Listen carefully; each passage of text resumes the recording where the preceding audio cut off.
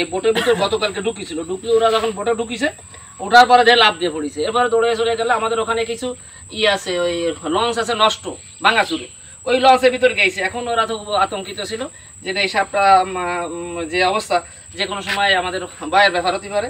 আমি যে সাপটাকে উদ্ধার করলাম, আমার সাথে ছিল আমার এক সহকর্মী। তা আমরা এই সাপটাকে আইনি আমাদের এই সুন্দরবনে আমরা এখন অবমুক্ত করবো। সাপটা প্রায় 6 ফুটের মতো লম্বা আছে।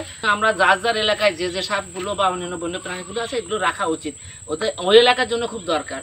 তো আমরা তারপরে কেন সাপ উদ্ধার করি, যখন দেখি কোনো বন্যপ্রাণী কারণ হুমকির মুখে, অর্থাৎ সেই এলাকায় মানুষ আতঙ্কিত, ভয় পাচ্ছে, দেখা যাচ্ছে যে করতে পারে, মানে মাইরে ফেলাতে পারে। শাইনি চুলে এখন হবে সব হেয়ারস্টাইল, সিল্কোর দ্বিগুণ শাইনি চুল প্রতিদিন।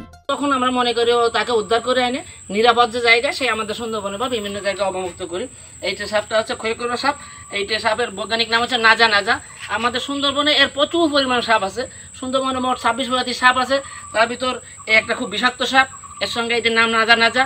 আর একটা আছে কালী কোবরা, যেটা মানে নাজা কেউটা। আর এখানে আমাদের করমজল আছে কিং কোবরা, খুব বিষাক্ত সাপ, প্রচুর পরিমাণ কিং কোবরা আছে। আমরা মাঝে মাঝে কখনো যদি আসে আমরা বিভিন্ন ঘরের ভিতর টিতর গেলে আমরা উদ্ধার করে অবমুক্ত করে দিই। তো আমরা এই সাপটাকে এখন আমরা এই সুন্দরবনের ভিতর অবমুক্ত করে দিতে যাচ্ছি।